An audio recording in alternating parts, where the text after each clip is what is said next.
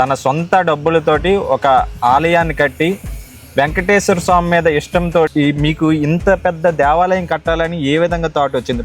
మంచి వయసు 28, 20 ప్రజలు అన్నవాడు ఎన్టీ రామారావు లారీతో బియ్యం పంపిస్తాడు, ఫీల్డ్ వంట చేసి పెడుతున్నాడు. 1980వ సంవత్సరం నుండి సేవా దృక్పథం అంటే అప్పట్లో కూడా ఎంతో మందికి అన్నం పెట్టేవారు. అందరూ అనుకుంటున్నారు మా అమ్మ అంటే ఎవరు, మా అమ్మ చెప్తే వింటాను, మా అమ్మ చెప్తే చేస్తాను అని అంటారు. నీకు 96 అయితే నువ్వు ఎలా మాట్లాడి తెలుస్తుంది. అంతే. అసలు ఏంటి ట్రాక్టర్ మీద మీరు చేస్తున్నారు కదా, ట్రాక్టర్ మీద మీ ప్రయాణం అంతన్నా మొదటి ఏకాదశి, కార్తీక ఏకాదశిలో ఇంత దుర్ఘటన జరిగితే మీరు మొదటగా ఏ విధంగా ఫీల్ అయ్యారు? చాలామంది కొన్ని రకాలుగా మీ మీద దుష్ప్రచారం చేయడానికి ప్రయత్నించారు. ఆ హఠాత్ పరిణామం తెలిసిన తర్వాత అందరు హృదయాల్లో కలిసివేసింది. దేవాలయాన్ని వితౌట్ పర్మిషన్తో కట్టారు అని చెప్తున్నారు కదా, దానికి మీరు ఏమంటారు? ఇంత పెద్ద ఒక ఇన్సిడెంట్ జరిగింది, సపోజ్గా ఒక గవర్నమెంట్ తరపు నుండి, ఒక టీటీడీ తరపు నుండి కానీ మేము ఈ దేవాలయాన్ని హ్యాండ్ ఓవర్ చేసుకుంటాము అని క్వశ్చన్ రైజ్ చేస్తే, ఏ సమయంలోనైనా ఇంత ఆస్తిని నాకు సొంతం కాకుండా ప్రజలకు సొంతం చేసేస్తున్నారు, ఇంత పెద్ద దేవాలయం కట్టేస్తున్నారు అని ఎప్పుడైనా క్వశ్చన్ చేశారా మీకు? నా తాతల ఆస్తిది, నా తండ్రిది, నేను ధర్మ కార్యాలు చేస్తాను. భక్తుల్లో అందరిలో కూడా ఒక క్వశ్చన్ అనమాట, మీకు ఫైనాన్షియల్ సపోర్ట్ ఏ విధంగా వస్తుంది అని. దానిలో పైసా అవుతాను, అంత బీదలకి ఇచ్చేస్తాను. ఇప్పుడు పోలీసులు చెప్తున్నాయి. ఎందుకంటే కంప్లీట్ ఈ గుడి ఆర్కిటెక్చర్ కి ఎవరైనా డైరెక్షన్ ఇచ్చారా? మీ ఓన్ డైరెక్షన్ మీరు ఒక్కలైనా చేశారా? నా రిక్వెస్ట్, వీరికి ఒక 50,000 చెక్ ఇవ్వాలి కదా, మా డ్యూటీ అది. ఉదయం ఏ పేరు రాయాలంటే నాకు చెక్ వద్దు, ఎవరికన్నా ఇచ్చేయండి డబ్బు అన్నారు. ఇక్కడ ఒక అమ్మాయి పేద విద్యార్థిని ఉంది, బాడీ డోనర్ సీతా మహాలక్ష్మి గారు. ఆ అమ్మాయికి 50,000 ఇస్తాము. ఆ 50,000 పేద విద్యార్థి, తల్లిదండ్రులు లేరు, చదువుకుంటుందా, మంచి ర్యాంక్ వచ్చింది ఆ అమ్మాయికి.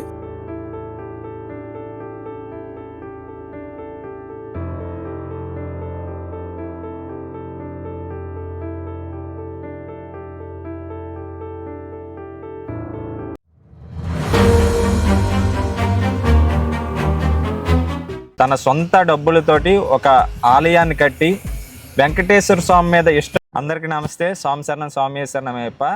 హరిముఖత పండా గారు దేశ స్థాయిలోనే ఒక సామాజిక సేవని తన సొంత డబ్బులతోటి ఒక ఆలయాన్ని కట్టి వెంకటేశ్వర స్వామి మీద ఇష్టంతో తిరుపతి వెళ్ళి, తిరుపతిలో మాకు దర్శనం కలగలేదు, ఏడుకొండల వాడిని దర్శనం చేయడానికి మాకు భాగ్యం కలగలేదు అనే ఉద్దేశంతో తన సొంత స్థలంలో సుమారు 5 ఎకరాల్లోన ఒక దేవాలయాన్ని కట్టిన గొప్ప వ్యక్తి హరిముఖంద గారు. అసలు ఆయన ఎక్కడి నుండి ఇది ప్రస్థానం మొదలైంది అనేది ఆయన మాటల్లోనే తెలుసుకుందాం. నమస్తే హరిముఖంద గారు. నమస్తే. మీరు స్వస్థలం ఎక్కడ, మీకు ఇంత పెద్ద దేవాలయం కట్టాలని ఏ విధంగా థాట్ వచ్చింది? ప్రజెంట్ మీరు స్వస్థలం మీరు ఎక్కడ జన్మించారండి? నేను కాశీబుగ్గలో జన్మించాను. కాశీబుగ్గ ఇదే మీ జన్మస్థలం? మా అమ్మ మా నాన్నగారు కూడా జన్మించారు ఇక్కడే. కాశీబుగ్గలో జన్మించాను. ఇక్కడే పెరిగి పెద్దవాడయ్యాను. నాకు వేరే వ్యాపారాలు ఉండేది. ఓకే. ఏ వ్యాపారం తెలుసుకోవచ్చా? మాకు సినిమా హాల్ ఉండేది. Cinema hall. ఓకే. దుర్గా కళా మందిరాన్ని.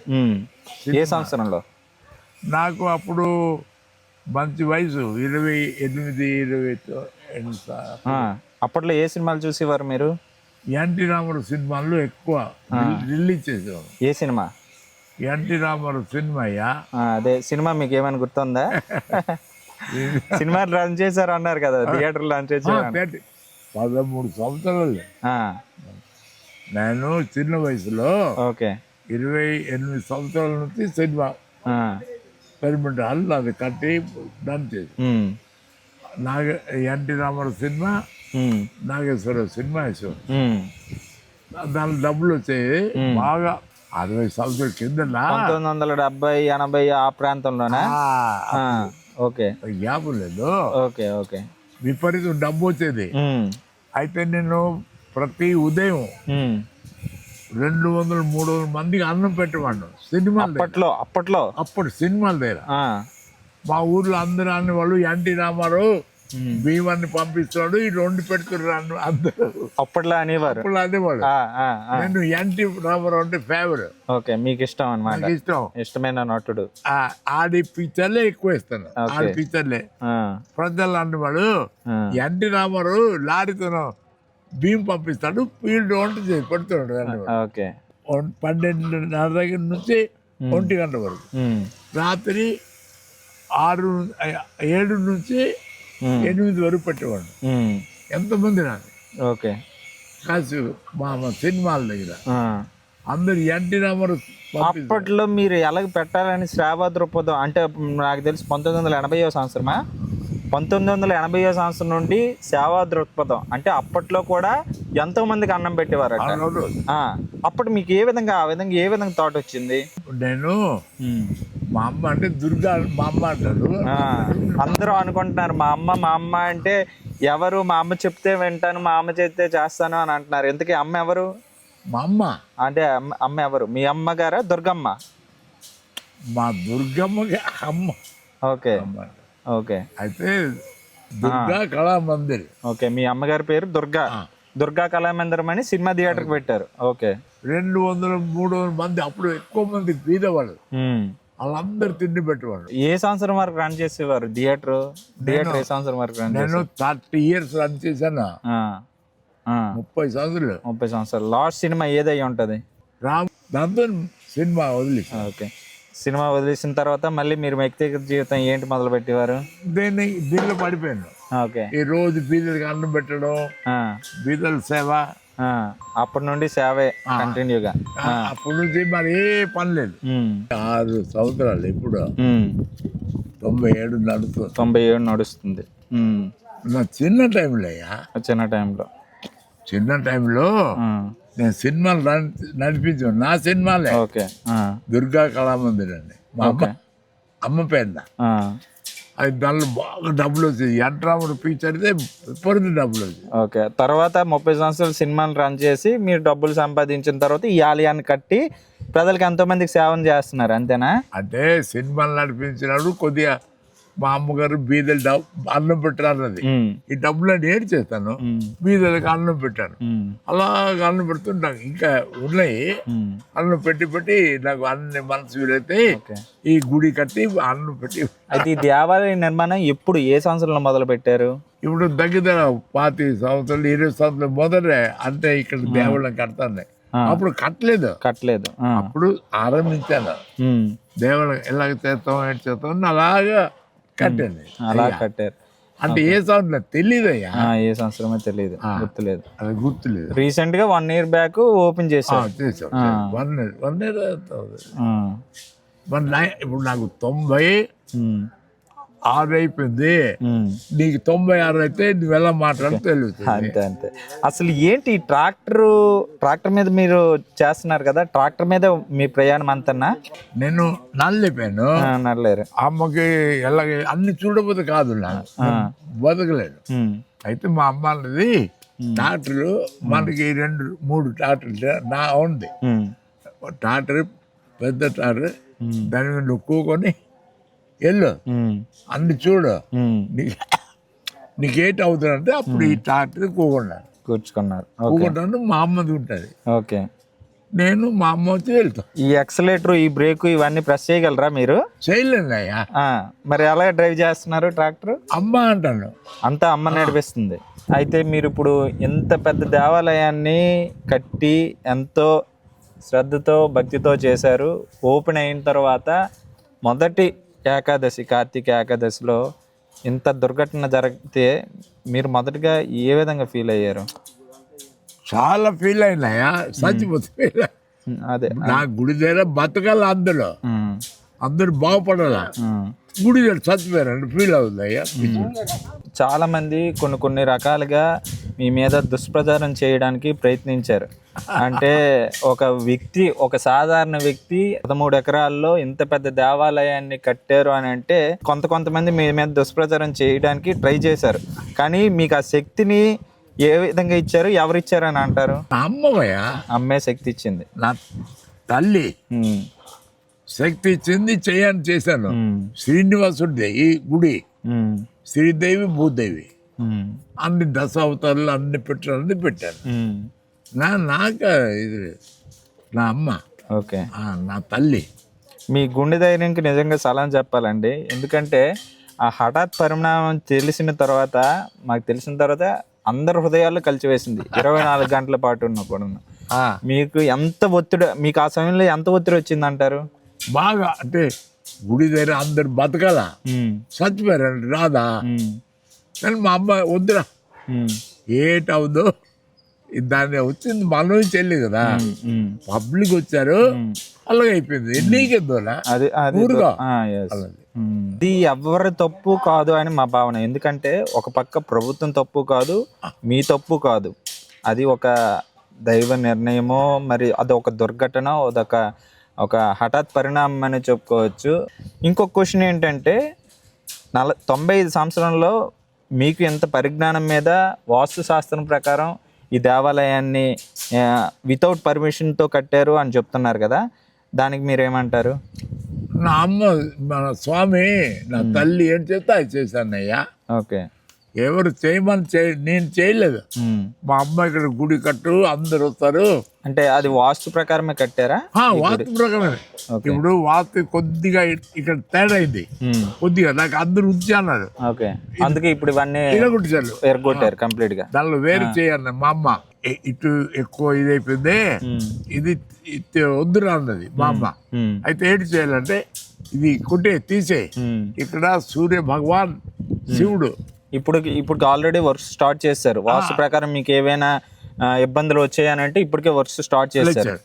వాస్తు ప్రకారం ఇటు ఉండకూడదు, ఇటు పెంచావు, అందుకే ఇరగొట్టేసి ఇక్కడ సూర్య భగవాన్ సూర్యనారాయణ స్వామి 30 అడుగులు, మన 30 అడుగులు సూర్యనారాయణ స్వామి విగ్రహం కడతారు అక్కడ. 30 అడుగులు శివుడిది, 30 అడుగులు శివుడిది, 30 అడుగులు సూర్యనారాయణ స్వామి 30 అడుగులు. ఇప్పుడు ఆరంభిస్తాం రేపు నుంచే. ఇప్పుడు దేవాలయాన్ని మీరు ఎంత బాగా డెవలప్ చేస్తున్నారండి.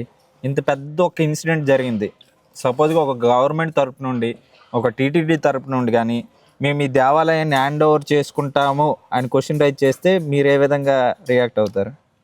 ఇచ్చేదన్నయ్యా, మొత్తం ఇచ్చేస్తారు. మొత్తం ఇస్తాను, అంత రాసి మాకు ఏమి సంబంధం లేదు, మీరు బాగా నడిపించండి. ఓకే, మేము నడిపించలేకపోయినాం. మరి ఎందుకు, నేను ఒక్కడిని ముసలును, నా కుమారుడు ఉన్నాడు హరిరాజ్ కుమార్ అని, ఆయనకి కూడా డాక్టర్ గారు అని చాలా తక్కువ ఫీజులకి చేస్తారు అని చాలా వరకు విన్నాం కూడా. అతని పిల్లు, ఎందుకంటే ఆ సర్జరీ ఎవరు ఆపరేషన్ చేసేస్తాడు, పిల్లు తోస్తే చచ్చిపోతే ఎవరు తప్పు ఆడి మీద వేస్తారు. అందుకోసం ఆడి పిల్లు అతనికి ఇక్కడ పిల్లను.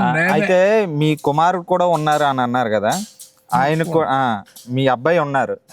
మీ అబ్బాయి ఏ సమయంలోనైనా ఇంత ఆస్తిని నాకు సొంతం కాకుండా ప్రజలకు సొంతం చేసేస్తున్నారు, ఇంత పెద్ద దేవాలయం కట్టేస్తున్నారు అని ఎప్పుడైనా క్వశ్చన్ చేశారా మీకు? లేదు లేదు లేదు, మా అబ్బాయి ఏంటంటారయ్యా, నేను ఎవరి మాట విన్నయ్యా.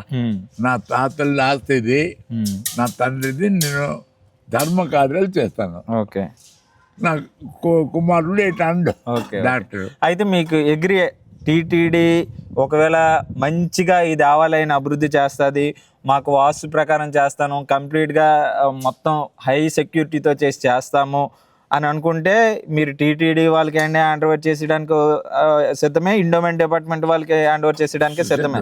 Okay okay. గుడి బాగా నడాలా, అదే ఊర్లో అందరూ దర్శనం చేయాలా. జనరల్గా కొన్ని ట్రస్టులు, కొన్ని సేవా సంస్థలు ఏంటనుకుంటాయంటే, మా సేవా సంస్థలు ఎదిగితే చాలు, మా దేవాలయ పార్క్ నుండి వెళ్తే బాగుంటుంది అనుకుంటున్నారు. ఈ ఇన్సిడెంట్ జరిగిన తర్వాత వేలాది కోట్లకి టీటీడీకి ఇచ్చేద్దామని కూడా మీరు సిద్ధమయ్యారు. ఎన్నైతే ఏడ్ చేస్తున్నా కదా, దేవాలయం బాగా నడిపే టీటీడీకి ఇచ్చాను. నాకు దేవాలయం నడాలా, బాగా ప్రజలు రావాలా, ప్రజలు బాగుపడాలా, నడాలా, అంతే. ఎవరు తీసాలన్నా ఇచ్చేస్తాం అయ్యా. ఓకే ఓకే, దాని తప్పు లేదు, నడాలి కదా. అది ఇప్పుడు ఈ దేవాలయం ఇప్పటికి ఆల్మోస్ట్ డిస్మెంటల్ చేసి సూర్యనారాయణ స్వామి 30 అడుగుల విగ్రహాలు అండ్ అలాగే శివుడి విగ్రహం కడతామంటున్నారు కదా, సో ఇప్పుడు సంప్రోక్షణ ఎప్పుడు చేస్తారు, భక్తులకు ఎప్పుడు సౌకర్యాలను ఇంకో ఇప్పిస్తారు?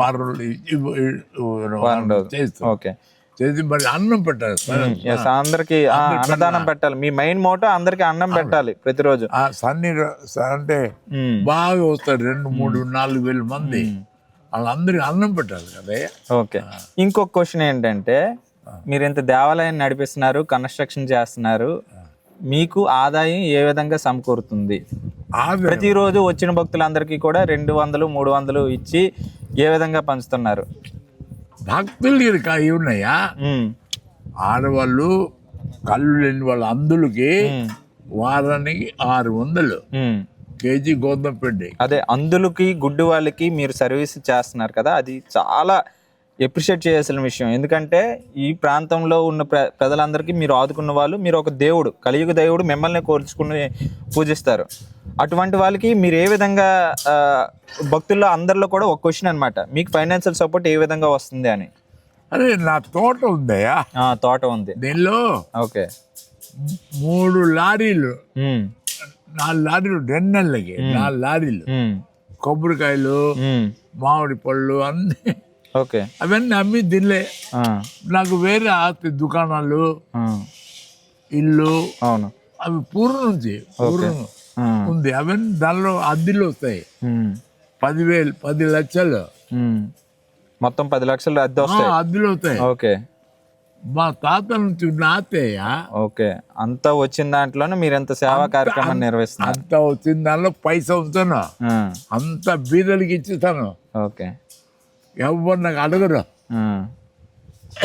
నా కొడుకు ఏమి డబ్బు అంతా ఇస్తున్నా అడగడు, నా ఎవరు అడగరు. ఓకే. ఈ వచ్చిన డబ్బులన్నీ కళ్ళు ఆడవాళ్ళకి, వాళ్ళు ఎక్కడ వస్తారు, భువనేశ్వర్, పూరి, కట్టకు వస్తారు, ఇటు వైజాగ్ నుంచి వీళ్ళు వస్తారు, అందరికి ఇచ్చిస్తాను. సోమవారం రోజు మరొక వారం రోజుల్లో ప్రతి ఒక్క పేదవాళ్ళకి కూడా అన్నం పెట్టి, గుడ్డి వాళ్ళకి, హ్యాండిక్యాప్ పర్సన్స్ అందరికీ కూడా డబ్బులు పంచుతారు. అలాగే వారం రోజుల తర్వాత సంప్రోక్షణ చేసి దేవాలయం భక్తులకి దర్శన భాగ్యం కల్పిస్తారు. ఈవేళ బుధవారం, మొన్న సోమవారం ఇచ్చాను. ఓకే. సోమవారం, మంగళవారం, బుధవారం ఇచ్చాను. మళ్ళీ ఇప్పుడు లక్షవారం ఇస్తాను. మీకు ఇలా చెయ్యొద్దు అని గవర్నమెంట్ నుండి ఏమైనా ఇన్స్ట్రక్షన్స్ ఇచ్చారా? మీరు అప్పుడే దేవాలయాన్ని ఓపెన్ చేయడానికి లేదు, మీరు మొత్తం డెవలప్ చేసిన తర్వాతే చేయండి, ఏమైనా ఇన్స్ట్రక్షన్స్ ఇచ్చారా మీకు? ఏమైనా లేదు, రాలేదు. ఏం ఇన్స్ట్రక్షన్స్ రాలేదు. ప్రీవియస్గా మీరు కొన్ని అభియోగాలు ఏంటంటే, గవర్నమెంట్కి ఇన్ఫార్మ్ చేయలేదు, ఇంతమంది వస్తారని భక్తులకు చెప్పలేదు అని కొన్ని క్వశ్చన్స్ రైజ్ అవుతున్నాయి.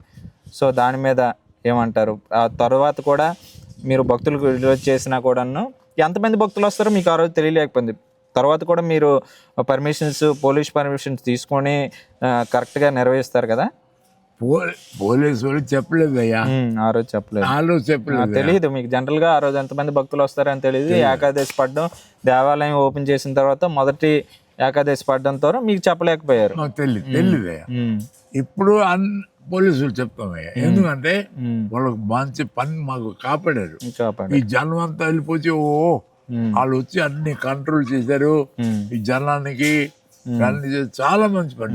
పోలీస్ బందోబస్తు ఉండాలి. ప్రతి శనివారం జనాలు వస్తారు. ఈ పలాస కలసిబొగ్గు ప్రాంతంలో ఎన్ని వెంకటేశ్వర స్వామి దేవాలయాలు ఉన్నాయి మీకు తెలియదు? ఓకే. మరి ఇప్పుడు ఈ ఆర్కిటెక్చర్ కానీ, ఈ డిజైనింగ్ కానీ, ఈ 95 ఏళ్ళ వయసులోన ఒక సిమెంట్ బస్తా తేవాలంటే మా జనరేషన్ వాళ్ళు తెచ్చుకోలేరు అనమాట. ఒక ఇసుక కానీ, ఒక ఐరన్ గ్రిల్ కానీ ఏదైనా తెచ్చుకోవాలంటే మా జనరేషన్కి ఏం తెలియదు. మీ 95 ఇయర్స్లో మీ ట్రాక్టర్ మీద సర్వీస్ చేస్తూ నడవడానికే స్తోమత లేదు. అలాంటిది ఎంత పెద్ద దేవాలయాన్ని ఏ విధంగా కట్టారు? మీకంటూ ఎవరైనా మేనేజర్స్ ఉన్నారా? అంటే మీరు సహాయకులుగా ఇంకెవరినైనా పెట్టుకున్నారా? దాన్ని ఏ విధంగా మీరు మానిటరింగ్ చేస్తున్నారు? నేను ట్రాక్టర్ మీద వస్తాను, నా అమ్మ నేను. ఓకే.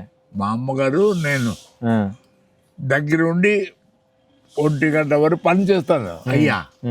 1 గంట వెళ్ళి తినేసి మళ్ళీ 3 గంటలకి వెళ్ళిపోతాను, 2:30, 3 గంటలకి. ఇప్పుడు ఆలయ సంప్రోక్షణ చేసిన తర్వాత వచ్చే భక్తులకు మీరు ఏమైనా చెప్పాలి అనుకుంటున్నారా? అంటే జనరల్గా ఈ దేవాలయంలో ఇన్సిడెంట్ జరిగిన తర్వాత భక్తులు భయపడతారు. అటువంటికి సంప్రోక్షణ చేసిన తర్వాత మీరు దేవాలయ భక్తులకి మీరు ఏం సూచిస్తున్నారు?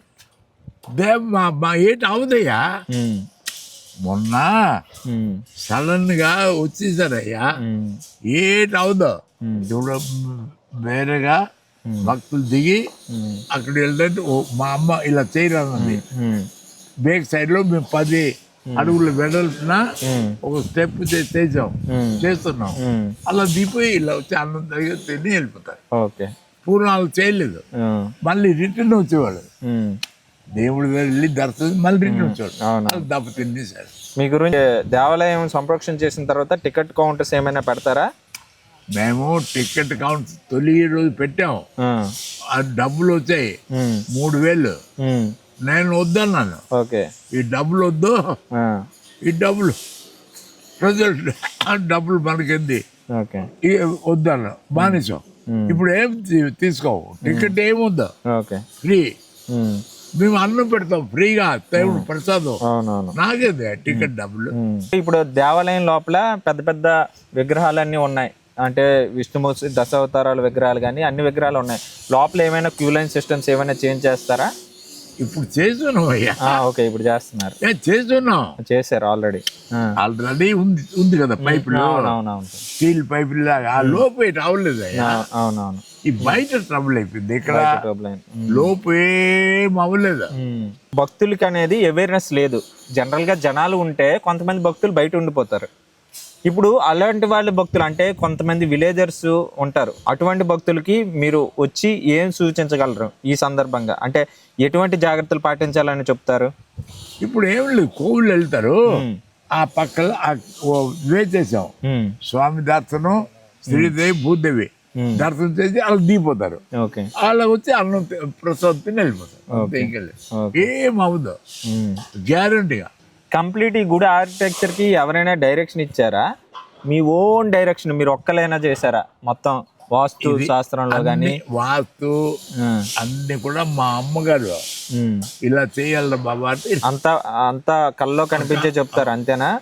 స్వప్నంలో కనిపించి చెప్తారా? స్వప్నం లేదు, నా అమ్మగా అడుగుతారు. అవును, అమ్మ అంటే మీరు జనరల్ గా అంతా అమ్మ అమ్మ అని అంటున్నారు కదా, అమ్మగారు ఉన్నారు ఇప్పుడు? అమ్మగారు ఉన్నారా? ఇంట్లోనే ఉన్నారా? ఓకే ఓకే, సరే సరే. మా అమ్మ ఉందయ్యా. సో ఇంత మంచి సేవా కార్యక్రమాన్ని నిర్వహించిన హరిముకుంద పండా గారు మరొక కొన్ని రోజుల్లో సంప్రోక్షణ చేసి ఈ దేవాలయాన్ని అయితే ఓపెన్ చేస్తున్నారు. భక్తులందరూ కూడా సమయాన్ని పాటించి ఎటువంటి ఏకాదశి పర్వదినాల్లో రాకపోతేనే మంచిది, జనాలు ఎక్కువ ఉంటే రాకపోతేనే మంచిది. సో కంప్లీట్గా ఇక్కడ అరేంజ్మెంట్స్ చేస్తానంటున్నారు. అండ్ అలాగే ఈ దేవాలయాన్ని ఎండోమెంట్ డిపార్ట్మెంట్ తీసుకున్నా, టీటీడీ తీసుకున్నా నాకు సందేహమే లేదు. భక్తులకి అందరికీ కూడా స్వామివారి దర్శనం చేసుకోవాలి అందరికీ అనే కాన్సెప్ట్ మీద హరిముకుంద గారు చెప్తున్నారు. సో ప్రతి ఒక్కరు కూడా ఇక నుండి వచ్చే భక్తులందరూ కూడా ఫ్లోటింగ్ ఎక్కువ ఉంటే దయచేసి రావద్దు. సో సమయం పాటించండి. So thanks for watching. ఇప్పటివరకు మన ఛానల్ని ఎవరైతే సబ్స్క్రైబ్ చేయలేదో వాళ్ళందరూ కూడా సబ్స్క్రైబ్ చేసుకోండి. Open mic with Prashanth.